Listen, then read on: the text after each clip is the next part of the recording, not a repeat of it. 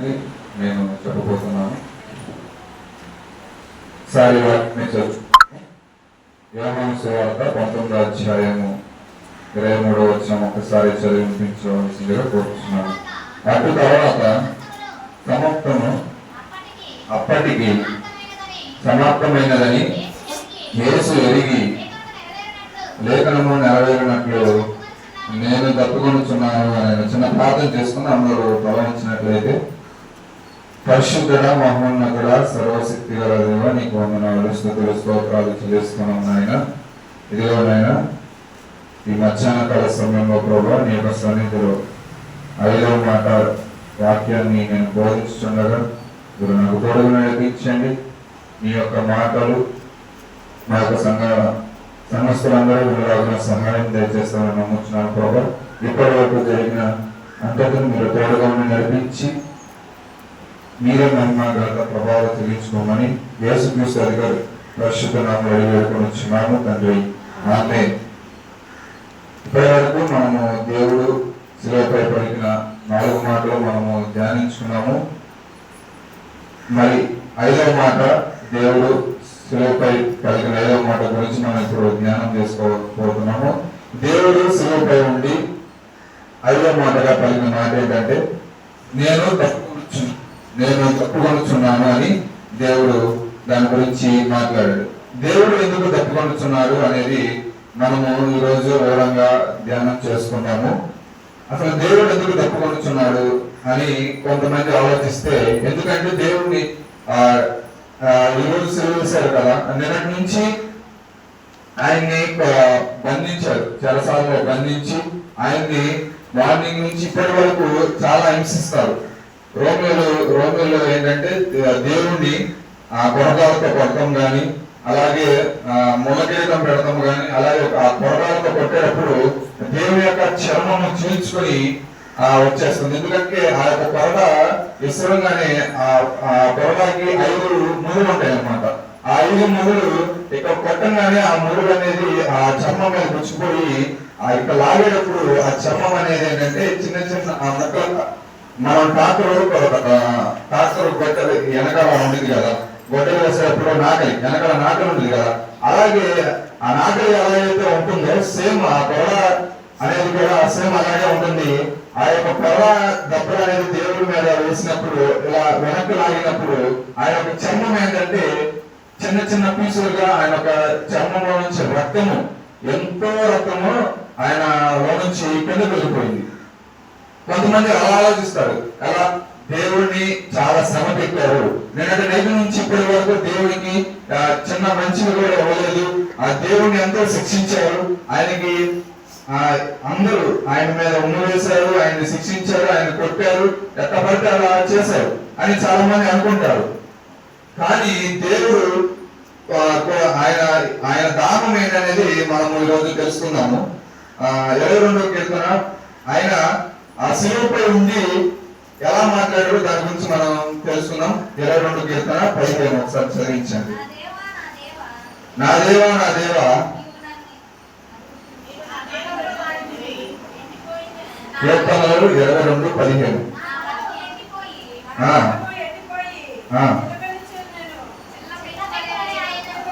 ఒక్కరు నీతిగా చదవండి. కీర్తనలు 22:15. నా బలం ఎండిపోయి చివర పెంకు వల్ల ఆయను, నా నాలుక నా దవడ అంటుకొని ఉన్నది.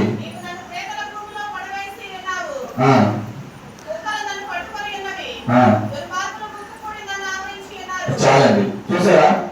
ఆయన నాలుక అనేది ఎలా ఉందంటే ఎండిపోయి నశించిపోయింది. అక్కడ నాలుక అనేది ఎండిపోయింది, ఆయన దవడకి అంటుకుపోయింది. దానివల్ల దేవుడు దానము అడిగాడని చాలా మంది అనుకుంటారు. కానీ దేవుడు ఆ 22వ కీర్తనలో రాయబడింది ఏంటంటే ఆయన నాలుక దవడకి అంటబడి ఉన్నది. కానీ దేవుడు మనిషి విషయమై నేను నాకు దానం అనేది వేస్తుందని తెలియజేశాడు. కొన్ని శరీర దానముల గురించి మనము తెలుసుకుందాము. యోహాను సువార్త 4వ అధ్యాయము, యోహాను సువార్త 4వ అధ్యాయము 9-10 చదివించాం. ఆ సమరయ స్త్రీ నన్ను దానమును ఇమ్మని ఎలాగో అడుగుతున్నావని ఆయనతో చెప్పాను. ఏలైనగా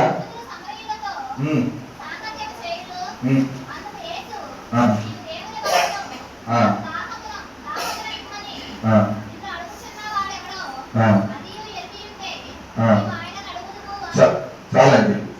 అక్కడ ఒక స్త్రీ అంటుంది ఏంటంటే స్త్రీని అడిగాడు, మంచి ఇమ్మని అడిగాడు. కానీ అక్కడ దేవుడు అక్కడికి వెళ్ళినప్పుడు ఆ స్త్రీతో మాట్లాడుతున్నది ఏంటంటే, నిన్ను కొంతమంది దానము తీర్చమని అడిగారు, తీర్చావు. ఇంకొంతమంది ఆ దానం అనే పేరుతో కొన్ని అంటే సహాయం చేసే ఉంటారు కదా. కొంతమందికి ఆకలిసినప్పుడు మనం వాళ్ళకి వచ్చి అడుగుతారు. మనల్ని అడిగినప్పుడు మన దగ్గర ఉన్నప్పుడు కొంచెం సహాయం చేయాలి. అలా ఆ స్త్రీని అడిగినప్పుడు ఆ స్త్రీ అనేది చేయనప్పుడు దేవుడు ఆమెకి చెబుతున్నాడు ఏంటంటే, నీ దగ్గరికి వచ్చినప్పుడు నువ్వు వాళ్ళకి దానం అనేది తీర్చలేకపోయావు. ఆత్మీయ దానం అనేది వాళ్ళకి నువ్వు తీర్చలేకపోయినప్పుడు నువ్వు ఎలా పరలోకానికి చేరాలనుకుంటున్నావని అక్కడ ప్రశ్నించారు ఆ యొక్క వాక్యంలో. కానీ అక్కడ ఉన్న రోగులు ఎంత కఠినాత్ములు అంటే దేవుని ఎలా శిక్షించారంటే, వాళ్ళు దేవుని శిక్షిస్తుంటే అక్కడ ఉన్న రోగుల ప్రజలందరూ చాలా ఆనందపడుతున్నారు. వాళ్ళకి అదే ఆనందం మనకు తెలియదు. కానీ అక్కడ కొన్ని యుద్ధాలు జరుగుతూ ఉంటాయి. ఆ యుద్ధాలు జరిగేది ఏంటంటే, ఒక సింహానికి ఒక మనిషికి యుద్ధం జరుగుతుంటే ఆ సింహము మనిషిని కొడుకుని తినేస్తుంటే ఆ రోగులందరూ చాలా ఆనందపడతారు. అదే వాళ్ళకి అలాంటి పిచ్చెందుకు, అలాంటి మైండ్ వాళ్ళకి ఎలా వచ్చింది అనేది మాకు తెలియదు. ఆ రోగులందరూ అలాగే ఉన్నారు. దేవుని కూడా ఆయన్ని కొలతలతో కొడుతున్నప్పుడు కానీ, అందరూ కాళ్ళతో తంతున్నప్పుడు కానీ, ఆయన శిలువ మోసి ఆయనకి చేతులకి మేకలు కొడుతున్నప్పుడు, కాళ్ళకి మేకలు కొడుతున్నప్పుడు ఆయన్ని ఎంత హింసించారు. ఆ హింసిస్తున్నానే అక్కడ ఉన్న రోమి ప్రజలకు చాలా మంది ఆయన చూసి నవ్వుతున్నారు. అలాంటి బుద్ధి రోగులకి చాలా మందికి ఉంది. అలాంటి బుద్ధి కూడా దేవుడు సహించి వాళ్ళని క్షమించాడు. దేవుడు ఆయన క్షమాగుణం కలవాడు. ఆయన ఆ రోగులను కూడా క్షమించాడు. అంత హింసిస్తున్నా కానీ, అంత వాళ్ళు దేవుడిని కఠినంగా శిక్షిస్తున్నా కానీ దేవుడు మొట్టమొదటి మాట్లాడతాడు, దేవుడు మీరేమి చేస్తున్నారు వీరిని క్షమించండి అని దేవుడు ఒక మంచి మనస్తత్వంతో మంచి మాటతో వాళ్ళందరినీ క్షమిస్తాడు. కానీ మనకి అలాంటి క్షమాగుణం అనేది ఉందా? మనము ఎదుటి వాళ్ళు మనం తెలుస్తుంటే మనం ఎందుకు తగ్గేది అని వాళ్ళు కూడా మనం ఎదుగుతుంది తెలుస్తాం. మనం తగ్గుంటాం, వాళ్ళు ఎగురుతారు, మనం ఎగురుతాం, వాళ్ళు ఎగురుతారు, పెద్ద గొడవ అయిపోతుంది. అదే వాళ్ళు తిరుగుతున్నారు, సరే మన తప్పు ఉన్నా లేకపోయినా మనము ఓకే సరే అని అందరితో ఆపేస్తే అందరితో ఆగిపోతుంది. కానీ మనలో అలాంటి గుణాలు ఉన్నాయా? చాలా మందికి లేవు. 90% ఎవరికి అలాంటి గుణాలు లేవు. వాళ్ళు ఎదుగుతున్నారని మనం కూడా వాళ్ళ మీద అలవడం, అలాంటి చేయడం అనేది చాలా తప్పండి. ఆ రోగులు కూడా అలాగే చేశారు. దేవుని కఠినంగా శిక్షించారు, దేవుని ఎంతో బాధించారు. కానీ దేవుడు వాళ్ళు ఏం చేశారంటే క్షమించారు. అలాగే 1 తిమోతి 3:16 నిరాక్షేమముగా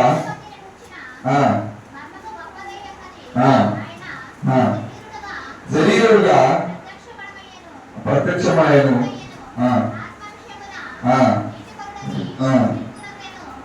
చాలండి, చాలు. చూసారా, దేవుడు శరీరకారుడుగా ఆయన ఒకసారి చదవండి. శరీరకారుడుగా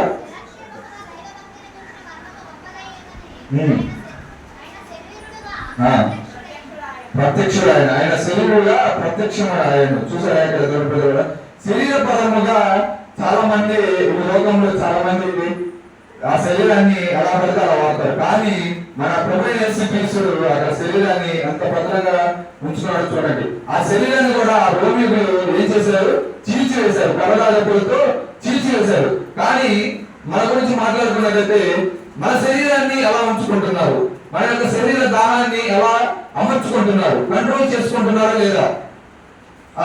కంట్రోల్ చేసుకున్న యవనస్తులు మరింతగా ఈ యొక్క శరీరాన్ని విచ్చలవిడిగా దేనికి పడితే దానికి వాడుతూ ఉంటారు. దాన్ని మనం జ్ఞాపకం చేసుకోవాలి. ఎందుకంటే మన యొక్క శరీరాన్ని దేవుడు మనకి ఆయన తయారు చేసి ఇచ్చాడు. కాబట్టి ఈ యొక్క శరీరాన్ని మనము మంచిగా దీన్ని నీటిగా ఉంచుకోవాలి. స్నానం మంచిగా నీటిగా అంటే సబ్బురుద్ది స్నానం చేసి నీటిగా నీటిగా పట్టేసుకోవడం కాదండి. శరీరాన్ని ఎలా ఉంచుకోవాలంటే దేవుడు అక్కడ ఎలా ఉంచున్నాడు శరీరాన్ని పరిశుభ్రంగా. ఆయన శరీర దానము అనేది ఎలా ఉంచున్నాడు, పరిశుభ్రంగా నీతిగా నిత్యముగా ఉంచుకున్నాడు. మన యొక్క శరీరం కూడా అలాగే నీతిగా పరిశుభ్రంగా దేవుడిలో నడుచుకుంటూ దేవుని యందు భయభక్తిగా జీవించు మన యొక్క శరీరాన్ని మనము అమర్చుకోవాలి, మంచిగా కంట్రోల్ చేసుకోవాలి. మన యొక్క శరీరాన్ని చాలా టెంప్టేషన్స్ వస్తాయి, అన్ని వస్తాయి, కానీ వాటిని అన్నిటిని దాటుకుని దేవుని యొక్క నిత్య రాజ్యంలోకి మీరు వెళ్ళాలంటే మీరు ఆ యొక్క శరీరాన్ని కంట్రోల్ చేసుకోవాలి. హల్లెలూయా, దేవుని స్తోత్రం కలుగుగాక. అలాగే మత్తయి సువార్త 25వ అధ్యాయము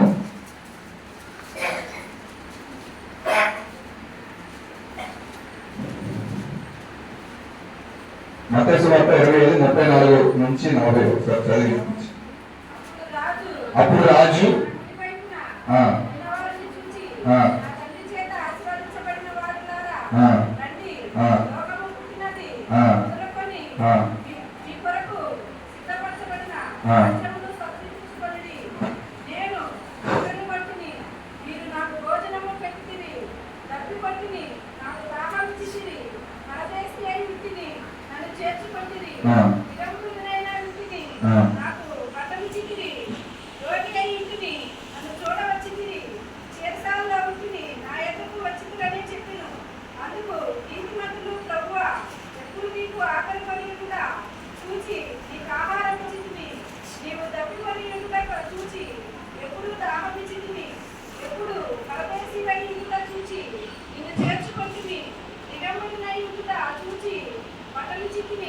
చాలండి.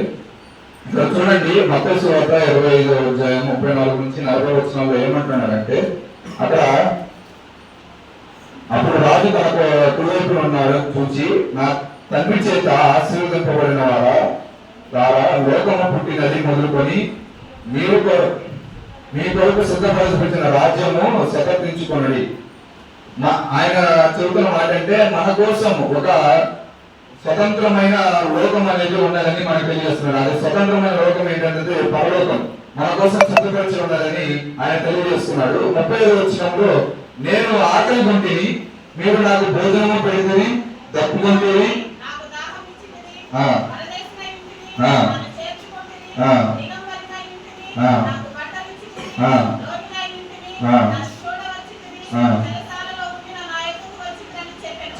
చాలండి.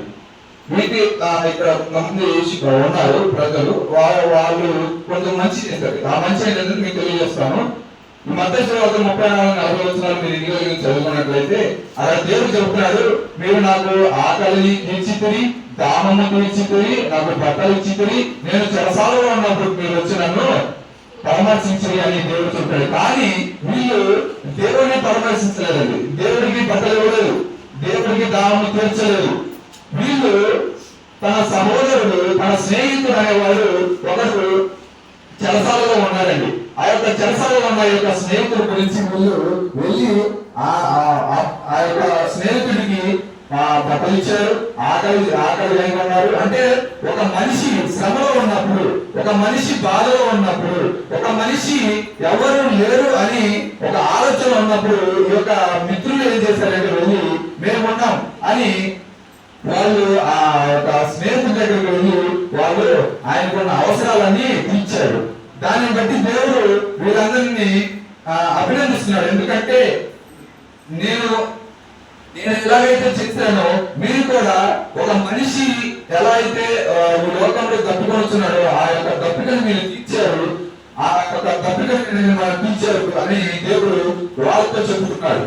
ఏమన్నాడంటే మీరు ఒక మనిషిని సహాయం చేశారు. ఒక సహాయం అనేది ఆశపాశ కాదండి. ఒక సహాయం మనం చేస్తున్నామంటే అది ఎంత గొప్పదో దేవుడికి తెలుసు, మనకి తెలుసు. కాబట్టి దేవుడు అక్కడ ఒక మాట చెప్తున్నాడు, మీరు ఆయన యొక్క దప్పికని తీర్చారంట. ఆ యొక్క మనుషులు దేవుని యొక్క దప్పికనంట తీర్చారంట. అలాగే ఈరోజు దేవుడు మనకి గుడ్ ఫ్రైడే ఎందుకు ఈరోజు దేవుడు సెలవు పడ్డాడు? గుడ్ ఫ్రైడే అయితే మనకి అవును కదా. చాలా మంది సైనికులు చనిపోతున్నారు, చాలా మంది అక్కడ సైనికులు వాళ్ళందరూ ఆర్మీలో చనిపోతున్నారు. చనిపోయినప్పుడు దానికి పేరు బ్లాక్ డే అని పెడుతున్నారు. బ్లాక్ డే అంటే ఆ రోజు అందరూ నల్ల వస్త్రాలను ధరించి మౌనం పాటిస్తారు. మరి దేవుడు ఈరోజు మన కోసం చనిపోయాడు, మన పాపాలన్నింటినీ ఆయన మీద వేసుకుని చనిపోయాడు. మరి ఈ రోజు ఎందుకు అంటారు బ్లాక్ డే అనేది? దేవుడు మనకి అలా ఇవ్వలేదండి. దేవుడు ఆయన మనల్ని సంతోషపరిచి, ఆయన బాధపడి, ఆయన శిక్ష అనుభవించి, ఆయన మన కోసం ఈ యొక్క శ్రమలన్నిటిని భరించి ఆయన తన యొక్క తండ్రి దగ్గరికి వెళ్ళిపోయాడండి. దేవుని స్తోత్రం కలుగుగాక. అందుకని ఈ రోజు మనకి గుడ్ ఫ్రైడే అనే ఒక దేవుడు సెలవుపై కలిగిన 7 మాటల గురించి మనము ఈ రోజు ధ్యానించుకోబోతున్నాం. అందుకని ఈ రోజు గుడ్ ఫ్రైడే అని చెప్పబడుతుంది. అలాగే విశ్వాసం యొక్క దానం గురించి తెలుసుకున్నాము. అది వచ్చింది యోహాను సువార్త 7వ అధ్యాయము 35వ వచనం.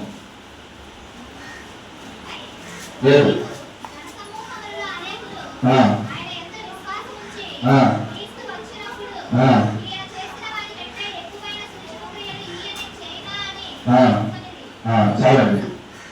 చూసారా, అక్కడ ఉన్న ప్రజలు అనుకుంటున్నారంట, ఈయన ఒక గొప్పవాడు కదా, ఈయన ఆశ్చర్య కార్యములు అన్ని చేస్తారా లేదా అనేది అక్కడ ఉన్న వాళ్ళందరికీ అనుమానిస్తున్నారు. ఎందుకంటే వాళ్ళకి తెలియదు దేవుడు అనేది గొప్ప గొప్ప కార్యాలు చేస్తాడని. ఆ దేవుడు మంచి గొప్ప అంటే కళ్ళు లేని వారికి కళ్ళు, కాళ్ళు లేని వారికి కాళ్ళు అన్ని దేవుడు సమకూరుస్తాడని అక్కడ ఉన్న వాళ్ళకి తెలియక ఆ యొక్క విశ్వాసాన్ని ఏంటంటే పోగొట్టుకుంటున్నారు.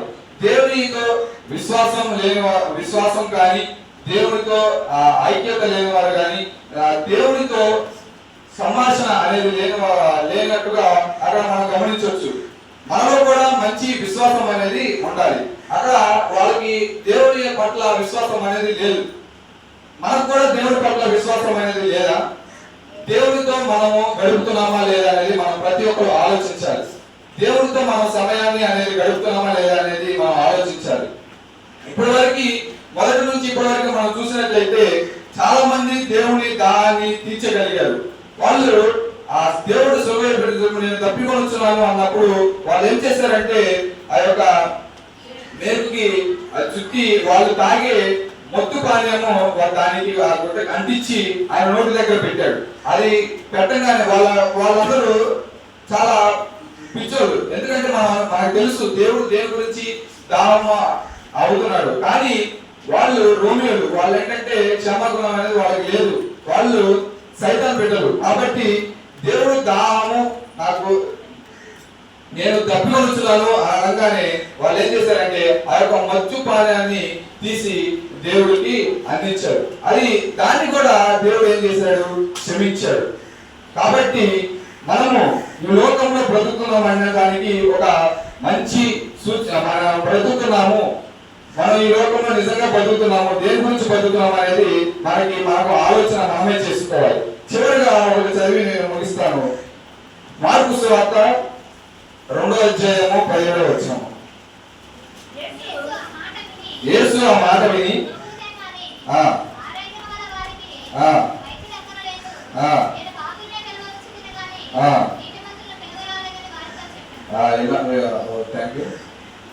దేవుడు పాపుల గురించే మాత్రం ఈ లోకానికి దిగి వచ్చాడు. కానీ ఎవరైతే దేవుడిని నమ్ముకున్నారో, ఎవరైతే దేవుని పట్ల భయభక్తులు కలిగి ఉన్నారో వాళ్ళ కోసం రాలేదు. ఎవరైతే ఒక్క పాపి ఉన్నా కానీ దేవుడు అక్కడి నుంచి మన కోసం దిగి వస్తాడు. కాబట్టి మనందరము దేవుని యొక్క నడవడికలో మనం ఉండాలి. ఈరోజు దేవుడు శిలువపై పలికిన 5వ మాట, నేను తప్పికొనుచున్నాను. ఆయన చాలా మందిని, చాలా ఆత్మలని రక్షించాడు. కానీ మనం ఒక ఆత్మనైనా రక్షించమనేది దేవుడు అడుగుతున్నాడు. ఆయనకి ఇంకా తప్పుకొనుతున్నాడు. ఇన్ని సంవత్సరాలు అయింది, 2025 సంవత్సరం దాకా వచ్చినా కానీ దేవుడు ఇంకా తప్పుకొనుతున్నాడు. అంటే ఈ లోకంలో ఇంకా దేవుని నమ్మవాళ్ళు చాలా మంది ఉన్నారు, ఇంకా చాలా మంది ఉన్నారు అని దేవుడు చెబుతున్నారు. చాలా చాలా చోట్ల హిందూస్ క్రిస్టియన్స్ గా మారుతున్నారు, కానీ మన క్రిస్టియన్స్ హిందూస్ గా మారిపోతున్నారు. ఎందుకు అర్థం కావట్లేదు. ఈ లోకంలో అలానే ఉంది. పైన అక్కడ రాజకీయాలు కూడా క్రిస్టియన్స్ ని అణిగిదొక్కాలని చూస్తున్నారు. ఎవరైనా సరే క్రిస్టియన్స్ ని అణగదొక్కాలని చూస్తున్నారు. కానీ ఒకనాడు దేవుడు మనందరినీ కాపాడుతాడు. మనము దేవుడి యందు భయభక్తులు ఉండి ఒక్కరైనా సరే, నీ తోటి వారినైనా సరే నువ్వు మార్చి, నీకు తెలిసిన హిందూస్ ఎవరైనా సరే, దేనికి సంబంధించిన సరే, నీకు ఎవరైనా తెలుసో వాళ్ళని నీ యొక్క దేవుడి గురించి వాళ్ళకి తెలిసి, నీకు దేవుడి గురించి నీకు మొత్తం తెలిసి కూడా నువ్వు చాలా తప్పులు చేస్తున్నావు, అది దేవుడు నిన్ను క్షమించాడు. తెలిసి కూడా తప్పు చేశాడంటే దేవుడు క్షమించాడు. కాబట్టి నీకు తెలిసిన కొన్ని విషయాలైనా సరే నీ స్నేహితులకు కానీ నీ బంధువులకు కానీ తెలియజేసి వాళ్ళని మార్చండి. దేవుడు వాళ్ళని మార్చితే నీకు దేవుని యొక్క రాజ్యంలో, దేవుని యొక్క పర్వత రాజ్యంలో నీకు స్థానం అనేది ఉంటుంది. కాబట్టి దేవుడు శిలువపై పలికిన 5వ మాట, నేను తప్పికొనుచున్నాను అన్నాడు. కాబట్టి అందరం చాలా మంది బాప్తిసాలు తీసుకున్నారు. కాబట్టి మనం రక్షించబడతామే కాదు, చాలా మంది పాపం ఉన్నారు, వాళ్ళు కూడా మనం రక్షించాలి. వాళ్ళందరూ రక్షించాలి. రాగడ అనేది ఎంతో దగ్గరలోనే ఉంది. కాబట్టి ప్రతి ఒక్కరిని రక్షించి మనం అందరం దేవుని యొక్క పరలోకంలో మనం అందరం ఉండాలని కోరుకుంటూ నా మాటలు ముగిస్తున్నాను. దేవుడి వాటిని దీవించిన గాక.